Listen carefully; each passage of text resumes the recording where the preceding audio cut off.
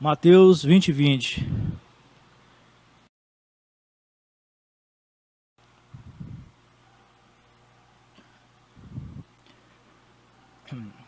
Se nós formos dar um título, a essa mensagem, seria Pessoas Comuns, Então vamos fazer a leitura. Então se chegou a ele a mulher de Zebedeu com seus filhos, e adorando-o, pediu-lhe um favor. Perguntou-lhe: que queres? Ela respondeu: manda que no teu reino estes meus 2 filhos se assentem, um à tua direita e outro à tua esquerda. Mas Jesus respondeu: não sabeis o que pedis. Podeis vós beber o cálice que eu estou para beber? Responderam-lhe: podemos. Então lhe disse: bebereis o meu cálice, mas o assentar-se à minha direita e à minha esquerda não me compete concedê-lo. É, porém, para aqueles a quem está preparado por meu Pai. Ora, ouvindo isso, os 10 indignaram-se contra os 2 irmãos. Então Jesus, chamando-os, disse: sabeis que os governadores dos povos os dominam, e que os maiorais exercem autoridade sobre eles. Não é assim entre vós, pelo contrário. Quem quiser tornar-se grande entre vós, será este o que vos sirva. E quem quiser ser o primeiro entre vós, será o vosso servo. Tal como o Filho do Homem, que não veio para ser servido, mas para servir e dar a sua vida em resgate por muitos. Amém, meus irmãos? Vamos iniciar aqui o nosso estudo falando sobre esse texto em Mateus 20:20, onde nós vemos aqui o pedido da mãe de Tiago e João, ou o pedido da mulher de Zebedeu. Também nós podemos colocar dessa forma. Deus, ele escolhe pessoas, Nós vemos que quando nós começamos a ler a Bíblia, nós verificamos que algumas pessoas, quando são chamadas por Deus, elas tremem, elas temem em seu coração. Temos muitos exemplos bíblicos de pessoas que, ao receberem o chamado de Cristo, temeram, Por exemplo, Moisés, que ali utilizou, digamos, a desculpa, de que não tinha a sua língua presa, de que não conseguiria falar, mas nós sabemos os grandes feitos que Deus fez através de Moisés, Assim como Moisés, que era um homem, simples, um homem comum, Deus também chamou os seus 12 apóstolos, Vamos focar um pouquinho aqui sobre a vida dos apóstolos, que eram pessoas comuns. O que eu quero que os irmãos entendam nessa noite, meus irmãos, é que Deus, ele não chama extraterrestres, Deus, ele não chama pessoas, Deus não olha o intelecto das pessoas, nem esse tipo de coisa.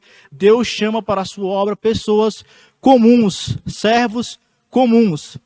Nós podemos observar isso através da vida dos apóstolos, Pouco sabemos, sobre a vida dos apóstolos, Quando a gente começa a ler, eu já li a biografia dos apóstolos, a gente sabe pouco, são poucas informações sobre a vida deles. Por quê? Porque o objetivo dos apóstolos não era angariar glória para si, mas sim fazer com que fosse conhecido o reino de Deus, fazer com que Cristo fosse conhecido, Eles não queriam a glória para si. Mas quem eram esses homens, meus irmãos? Quem eram esses homens para que Jesus os escolhesse, Quando você vai deixar o seu currículo, em uma empresa, você coloca todas as suas qualificações, todas as suas experiências, na esperança de poder ser chamado, de ocupar aquela vaga, Quando você vai se apresentar diante do examinador, você dá todo o melhor de si, fala das suas experiências.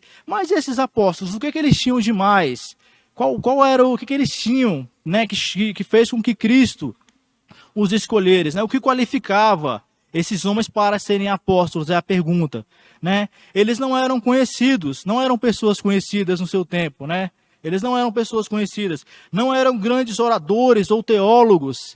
Nós não vemos em nenhum momento esses apóstolos serem citados na Bíblia como grandes, pelo menos durante o seu período com Jesus, nós não vemos eles serem citados como grandes oradores, homens que tinham o poder da fala, o domínio da fala, ou grandes teólogos com grande conhecimento da lei, como eram, por exemplo, os fariseus, os saduceus, as autoridades religiosas da época. Nós não vemos os apóstolos. Talvez Jesus pudesse ter escolhido, se ele observasse a questão da oratória ou do conhecimento, ele poderia ter escolhido os saduceus ou os fariseus, mas nós vemos que o tempo todo Jesus estava rebatendo aqueles homens. Por quê? Porque aqueles homens não estavam andando de acordo com a vontade de Deus, julgavam-se justos, julgavam-se conhecedores, mas Jesus afirma, né, em Mateus 23, que eles viviam apenas de aparência, né, que eles eram como sepulcros caiados, né, belos por dentro,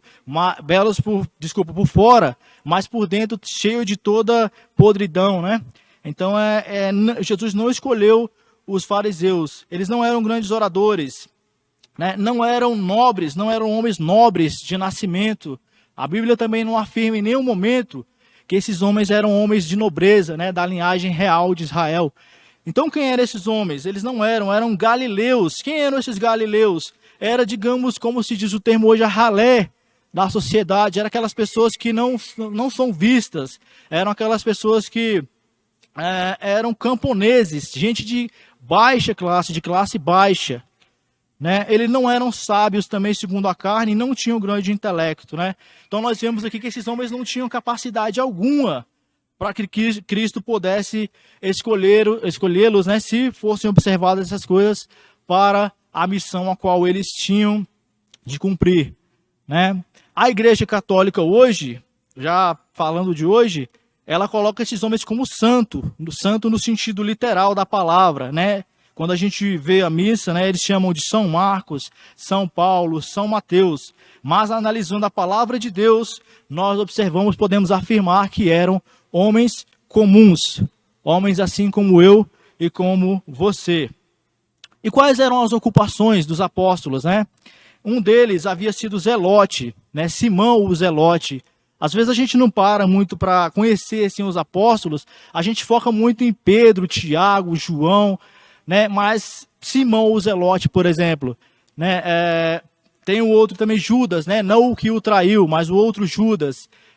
Natanael, a gente conhece muitos os que andavam mais com Cristo, né? Mas poucos, por exemplo, conhecem um pouquinho da vida de Simão o Zelote. Quem eram esses Zelotes? Era um grupo, né, radical, determinado a derrubar o Império Romano, né? E esse homem, né, um dos apóstolos de Cristo, antes de conhecer a Cristo, ele era um zelote, fazia parte dessa seita. Outro havia sido coletor de impostos, que era considerado como um traidor, né? No último domingo, o pastor falou para a gente, trouxe o estudo falando de Zaqueu, o coletor de impostos, e a gente sabe que esses coletores eram pessoas mal vistas naquele período. E pelo menos 4 deles, e possivelmente 7, eram pescadores.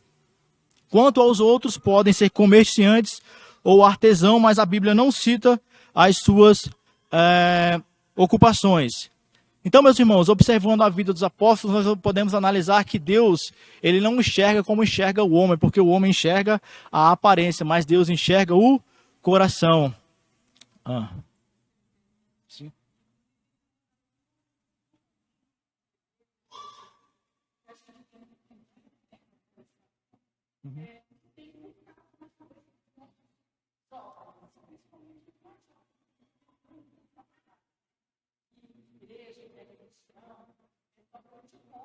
Isso.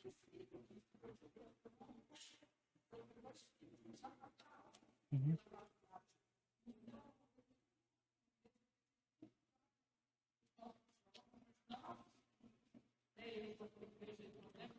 Uhum.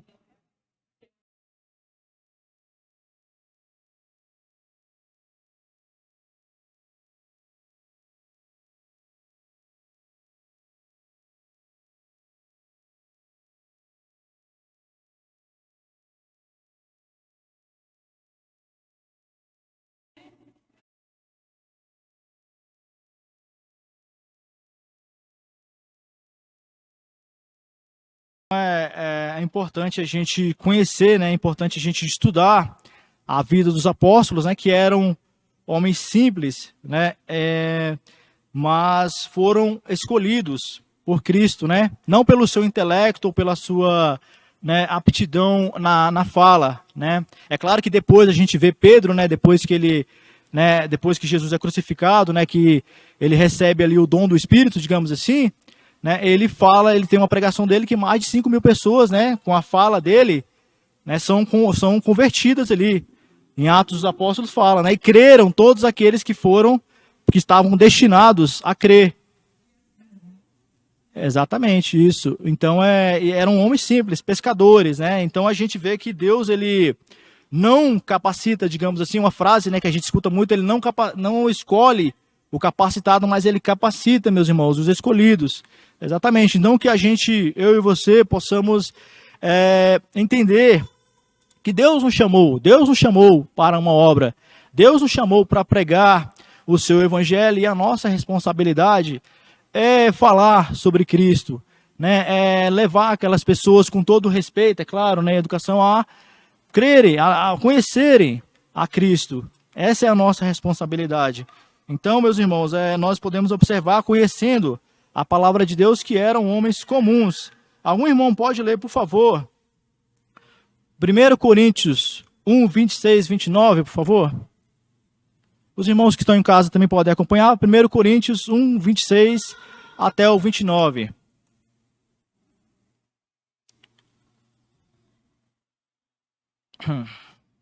Primeiro Coríntios 1, 26, 29. O irmão que se sentir à vontade pode ler para a gente, por favor, bem alto aí.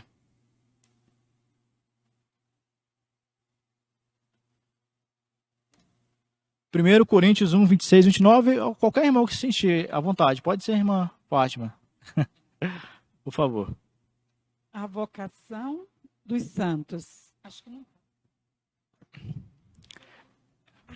Desculpa. 26, né? 26 Irmãos, até o 29. Reparai-vos, pois, na vossa vocação, visto que não foram chamados muitos sábios segundo a carne, nem muitos poderosos, nem muitos de nobre nascimento. Pelo contrário, Deus escolheu as coisas loucas do mundo para envergonhar os sábios, e escolheu as coisas fracas do mundo para envergonhar as fortes. E Deus escolheu as coisas humildes do mundo e as desprezadas e aquelas que não são, para reduzir a nada os que são, a fim de que ninguém se vanglorie na presença de Deus.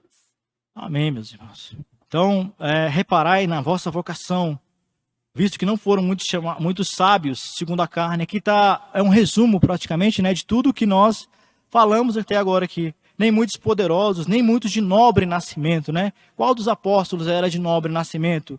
Pelo contrário, Deus escolheu as coisas loucas do mundo para envergonhar as sábias. Quantas vezes somos chamados de loucos, né? Por crer em Cristo, né? Somos chamados de crentes fanáticos, né? Ainda mais nesse período de perseguição lá na internet, né? A gente lê tanta coisa, né? Chacota né, da igreja, dos crentes. Eu tenho observado muito isso, meus irmãos, né? Muitas pessoas, né? Uma espécie de perseguição ali contra os cristãos, né? Alguns falam, falou que é crente, eu não dou nem ideia, eu não dou nem ibope. Então, Deus não o chamou, né? Pelo contrário, Deus escolheu as coisas loucas para envergonhar os sábios, aqueles que se julgam sábios. Escolheu as coisas fracas para envergonhar as fortes, né? Então, Deus escolheu as coisas humildes e as desprezadas, e aquelas que não são, para reduzir a nada aquelas que são. Né? Os apóstolos, homens simples, né? Nós aqui também, pessoas que tememos a Deus, que procuramos andar, né? Temendo ao Senhor. Então, aqui temos praticamente um resumo, né, de tudo que nós falamos até aqui agora, que Deus, ele não olha, né, o nosso intelecto, não olha a nossa nobreza, ele olha o nosso coração. Deus é soberano, né, e ele faz de acordo com a sua vontade. Então, meus irmãos, aí agora, né, a gente fala um pouquinho sobre os apóstolos. Agora vamos focar aqui no texto que nós lemos, né? A mensagem é falar sobre pessoas comuns. Nós falamos sobre os apóstolos, que são pessoas comuns. Agora vamos falar um pouquinho sobre a mãe dos filhos de Zebedeu, né, que também é uma pessoa comum. Eu falo pessoa comum porque a Bíblia, algumas pessoas, né, por motivos diversos, às vezes não tem nem o seu nome citado na Bíblia. Por exemplo, aquela escrava, né, que estava na casa de Naamã.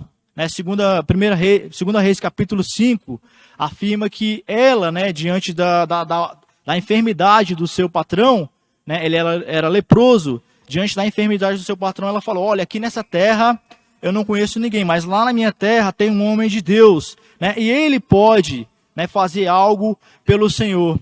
Olha a importância, meus irmãos, que essa menina teve, né? Olha a importância, né? E a Bíblia não chega nem sequer a citar o nome dela, né? Ela é também uma pessoa comum, né? Ela contribuiu, de certa forma, ali para aquele homem ter o seu coração quebrantado, aquele chefe do exército, né, sírio, ter o seu coração quebrantado e se quebrantar diante de Deus. Eu já fui militar e eu sei como é que essas pessoas são orgulhosas. Generais, né? Esses militares de alta patente, realmente, não todos, é claro, mas em sua grande maioria são pessoas muito orgulhosas mesmo, né? E a gente vê que um homem comandante de todo o exército, imagine, né? O exército brasileiro inteiro, né? Todas as unidades, né? Imagine um comandante, uma pessoa que comanda tudo, ter que fazer esse ato de humilhação, se lavar 7 vezes num rio que não era considerado limpo, para poder ser humilhado, né, ser quebrado diante de Deus e assim ter a sua cura feita por Deus, né? Então Deus, ele age dessa forma, né? Agora, a mãe dos filhos de Zebedeu, uma pessoa comum, né? Então se chegou a ele a mulher de Zebedeu, versículo 20, vamos acompanhar. Com seus filhos e adorando pedir-lhe um favor. Observe que não é citada o nome dela. A Bíblia identifica como a mulher de Zebedeu. E qual foi o pedido que essa mulher fez, né? Ela disse: manda que no teu reino estes meus 2 filhos se assentem, um à tua direita e outro à tua esquerda. Meus irmãos, que pedido mais assim estranho, digamos assim, né? Imagine só, essa mulher chegou diante de Jesus e pediu, simplesmente pediu: manda que no teu reino esses meus 2 filhos, né, Tiago e João, se assentem, um à tua direita e outro à tua esquerda, né? Foi um pedido ousado da parte dessa mulher? Sim, né? Com certeza foi um pedido ousado. Mas apesar da ousadia do seu pedido, eu posso tirar, né? Nós podemos tirar algumas lições de vida, né? Com o pedido dessa mulher. Por quê, meus irmãos? Como assim? Ela, com esse pedido, ela queria o melhor para seus filhos. Imagine só, você pedir, né? Apesar de ser um pedido ousado, né? E incabível, mas ela queria o melhor para seus filhos. Assim como nós, né? Nós somos maus. Nós fazemos coisas boas para os nossos filhos, como Jesus afirmou, né? Ela também queria o melhor para seus filhos. Ela queria os seus filhos ali pertinho de Jesus. Então, que a gente possa tirar essa lição, né? Que a gente possa também querer orar, pedir a Deus para que nós tenhamos os nossos filhos perto de Jesus, né? Apesar do pedido ousado dela, né? Nós podemos observar isso. Ela queria seus filhos perto de Cristo, né? A gente tem que incentivar os nossos filhos a sempre estarem perto de Cristo, né? Eu estava conversando com a Adriana antes de vir para cá, eu estava falando para ela que tudo que a gente faz, a Beatriz imita, né? Tudo que a gente fala, ela imita. Tudo que a gente faz, ela faz, né? Então, que nós possamos orar com os nossos filhos, porque os nossos filhos, eles não vão seguir aquilo que a gente fala, ele vai seguir aquilo que a gente faz, ele vai seguir o seu exemplo, né? Então, vamos tirar mais tempo para orar com os nossos filhos, incentivar os nossos filhos a estarem na igreja, né? E tá orando com eles e buscando, né? A gente pretende fazer isso com a Beatriz, ser um bom exemplo para ela, orar mais com ela, entre outras coisas. E é responsabilidade bíblica, né? Dos pais orarem e ensinarem aos filhos o seu caminho. Caso a gente não faça isso, nós seremos cobrados por Deus. Não é isso? Não é a obrigação de nós pais incentivarmos aos nossos filhos, né, orar, buscar a Deus. Se por acaso, quando for velho, ele não quiser mais, aí já não é mais a nossa responsabilidade, mas é o nosso dever sim orar e ensinar aos nossos filhos, assim como essa mulher fez, né? E qual foi a resposta de Jesus para ela, meus irmãos? Não sabeis, está aí no próximo versículo aí, não sabeis o que pedis. Olha a resposta de Jesus para ela aí, ó. Está no 22 aí, mas Jesus respondeu: não sabeis o que pedis. Não sabeis o que pedis. Aqui a gente confirma, né, o que a gente falou aqui no começo, né, que o pedido dela era meio ousado, né? A resposta de Jesus confirma isso. Não sabeis o que pedis. Aí Jesus argumenta com ela. Podeis vós beber o cálice que eu estou para beber? Responderam-lhe, podemos. Meus irmãos, aqui os discípulos, creio eu que eles não estavam nem sabendo, né, o que Jesus estava falando ali, né? Podeis beber o cálice que eu estou para beber? Jesus estava perguntando. Vocês também podem morrer? Por mim, o cálice que ele está falando aqui é a morte. Podeis vós beber o cálice que eu estou para beber? Ou seja, vocês também estão preparados para seguir a Cristo até a morte? Assim, trazendo o texto para o nosso palavreado, né? Podeis vós beber o cálice que eu estou para beber? Responderam-lhe, podemos, até mesmo talvez nem sabendo o que estavam falando, né? Então Jesus afirmou para eles, bebereis o meu cálice, ou seja, Jesus está falando, vocês vão realmente morrer, mas o assentar-se à minha direita e à minha esquerda não compete concedê-lo, é porém para aqueles a quem está preparado para o meu Pai. E nós vemos na história que todos os apóstolos, né, todos eles, com exceção de João, morreram, né, pela causa do Evangelho, né, e pelo amor que eles tinham a Jesus Cristo. Ou seja, eles acabaram, sim, bebendo do cálice, né, a qual Jesus havia afirmado ali para eles. Né? Então, aí o versículo 24. Aí a gente já entra aqui no versículo 24. Ouvindo isso, os 10 indignaram-se contra os irmãos. Né, a gente vai entrar aqui agora já na segunda parte da mensagem. Né? Então ele respondeu, ora, ouvindo isso os 10 indignaram-se contra os irmãos. Então Jesus, chamando-os, disse, sabeis que os governadores dos povos os dominam e que os maiorais exercem autoridade sobre eles. Né? Não é assim entre vós, pelo contrário. Quem quiser tornar-se grande entre vós, esse é o que vos sirva. E quem quiser ser o primeiro entre vós, será servo de todos. Tal como o Filho do Homem, que não veio para ser servido, mas para servir e dar a sua vida em resgate por muitos.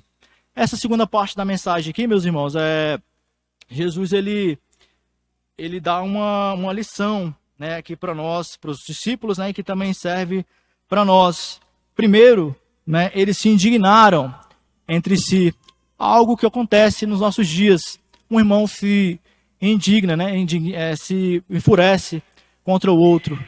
Né, e a gente sabe que isso é uma coisa que não agrada a Deus. Contenda entre os irmãos, né, é um dos pecados aí que desagrada a Deus e que a gente tem que orar e vigiar e procurar pedir a Deus para que isso não ocorra no nosso meio.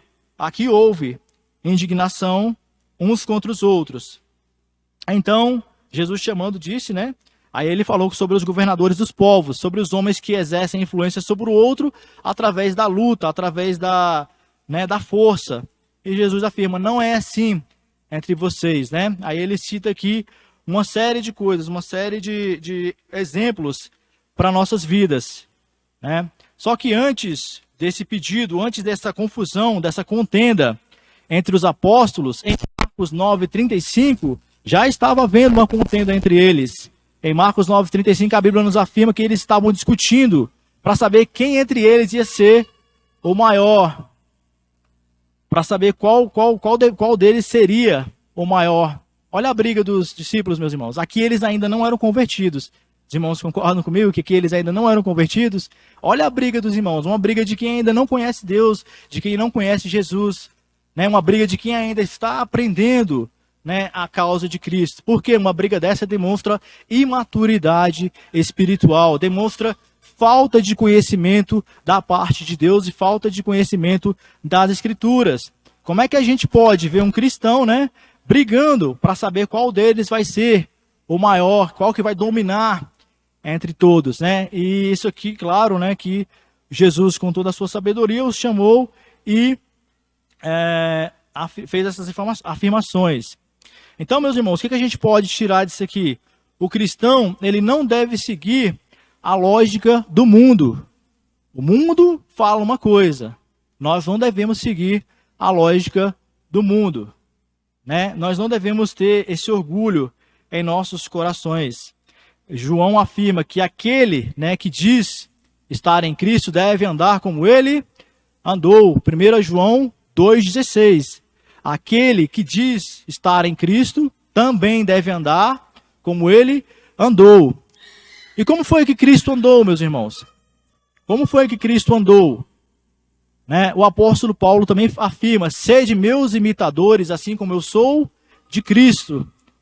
Né? Então o cristão, meu irmão, é aquele que se parece com Cristo, é aquele que tem as atitudes de Cristo em sua vida. O nosso pastor de vez em quando fala pra gente aqui, eu já vi ele citando, né, que por que as pessoas passaram a ser chamadas de cristão?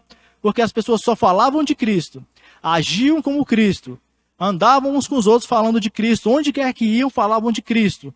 Por conta disso eles passaram a ser chamados de cristãos. Então a gente entende o quê? Que o cristão é aquele que se parece com Cristo, é aquele que faz a vontade de Cristo. Repetindo, 1 João 2,16, aquele que diz que está nele deve andar como ele andou. Por cima do outro, passe a perna, seja o mais esperto. Né? Se você fizer algo que é correto diante da sociedade, você é taxado às vezes como bobo, né? Como tolo pelas pessoas. Então, não é essa a lógica que a gente deve seguir. Né? Quem quiser tornar-se grande, sirva os outros.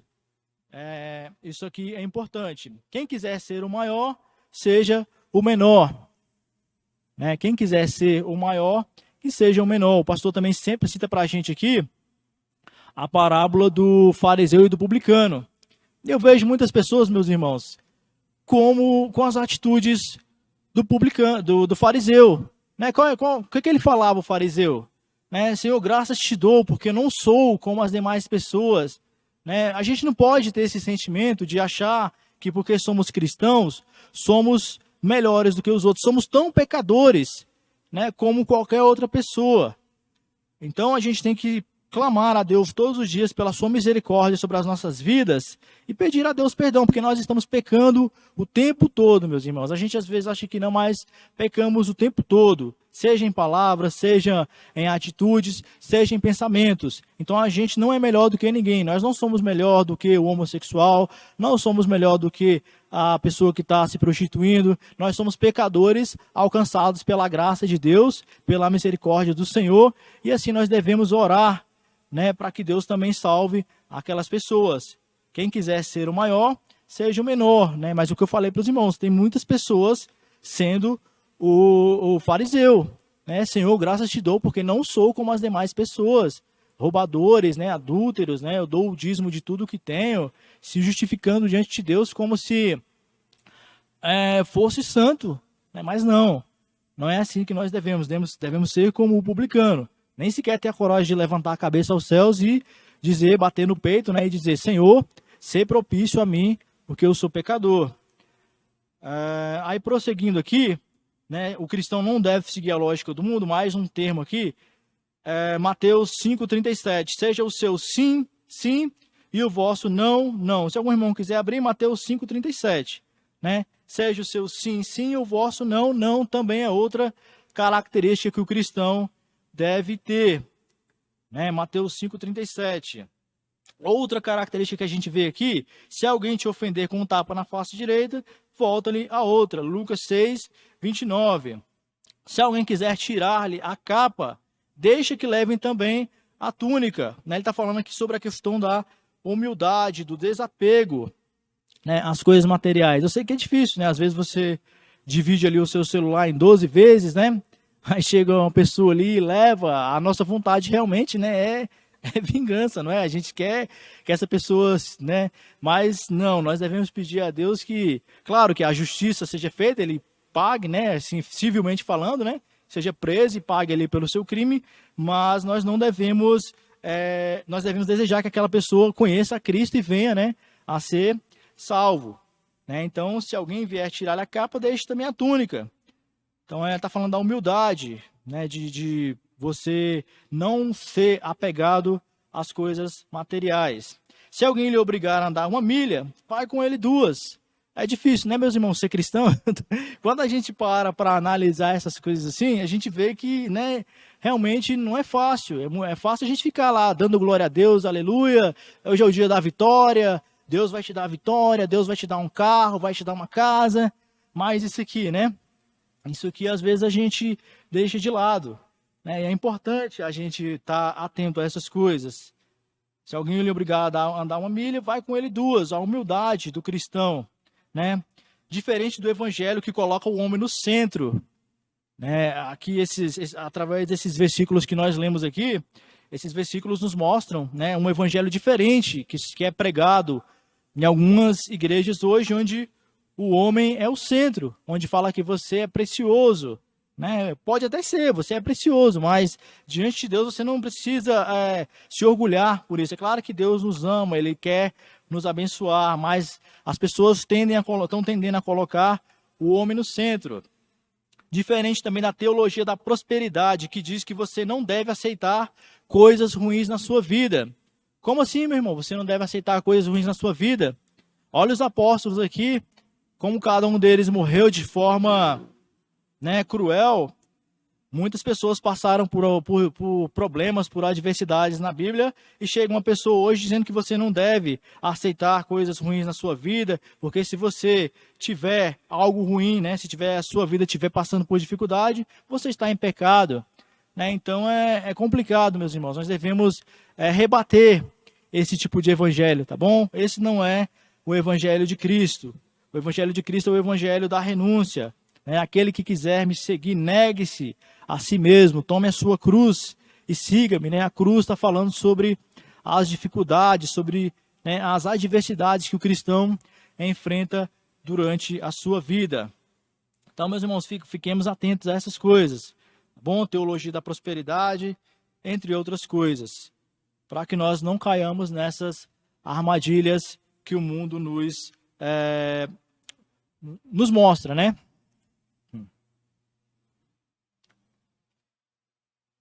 Então, meus irmãos, aí ele encerra aqui no 28, né? Tal como o Filho do Homem, que não veio para ser servido, mas para servir e dar a sua vida em resgate por muitos. O próprio Cristo, meus irmãos, veio para servir, né? O próprio Cristo, ele não veio para ser servido, mas para servir e dar a sua vida em resgate de muitas. E nós vemos Cristo durante toda a Escritura, durante todo o seu curto ministério, né? Cristo, até os seus 30 anos, era desconhecido, digamos assim, né? De repente aparece um homem ali com 30 anos fazendo milagres, né? Curando, transformando a água em vinho. Daqui a pouco aquele homem começa a ser chamado e ele começa a servir. Nós vemos o primeiro milagre de Jesus, ele está servindo, não é isso? O que estava faltando ali naquele casamento? Vinho. Jesus vai lá e serve o vinho àquelas pessoas, né? Então, naquele momento ele faz o seu primeiro milagre, e a gente já vê que Cristo ali naquele momento está para servir aquelas pessoas. Logo depois nós vemos Cristo dando a visão aos cegos, dando, né, fazendo com que aqueles que não conseguiam andassem, mas o mais importante, meus irmãos, nos dando salvação. Amém? Esse que é o mais importante, esse que é o principal. Não são as curas, não são as bênçãos materiais que Jesus nos dá, mas o mais importante que Cristo nos dá é a salvação. Né? E ele não veio para servir, mas para servir e dar a sua vida em resgate por muitos. Né? E é por isso que nós nos encontramos aqui essa noite, por conta do sacrifício de Cristo. Aí agora aqui para a gente poder concluir, aí eu vou citar aqui o que eu já tinha citado. Deus não escolhe o capacitado, mas capacita os escolhidos. Muitos homens comuns tiveram medo de seu chamado, né? Como nós falamos de Moisés, Elias também ficou com medo, né, diante do rei Acabe, se escondeu em uma caverna, foi sustentado por corvos, entre outras pessoas que foram chamadas e tiveram medo do seu chamado, né? Mas Deus os capacitou para realizar as suas obras. Esses homens não tinham nada de extraordinário, eram pessoas assim como eu e como você, né, que foram usadas por Deus e que através da sua obra, né, da sua obediência a Deus e a Cristo, nós conhecemos o Evangelho de Cristo hoje. O próprio Cristo encerra afirmando que não veio para ser servido, mas para servir e dar a sua vida em resgate por muitos. Então, meus irmãos, você e eu, você também que está em casa, somos pessoas comuns, pessoas chamadas por Deus para fazer a sua obra. Então, aquilo que Deus te chamou para fazer, não deixe de fazer. Quando Jesus afirmou para os apóstolos, ficai em Jerusalém, né? Atos capítulo 2, se não estou enganado, não, capítulo 1. Jesus afirmou aos apóstolos, ficai em Jerusalém, até que do alto vocês serão revestidos de poder, e serão as minhas testemunhas, tanto em Jerusalém, como em toda a Judéia, e até os confins da terra. Agora eu pergunto, meus irmãos, e se eles tivessem saído do lugar? Se eles não tivessem ficado em Jerusalém? Né? Então, está vendo a importância de se obedecer à vontade de Deus, obedecer, ficar no lugar onde Cristo nos chamou, porque se a gente sai do lugar onde Cristo nos chamou, né, certamente não estaremos cumprindo aquilo que Deus determinou para as nossas vidas. Fiquemos, né, em Jerusalém, né, que aí nós seremos revestidos do poder e seremos testemunhas de Cristo até os confins da terra. Amém, meus irmãos?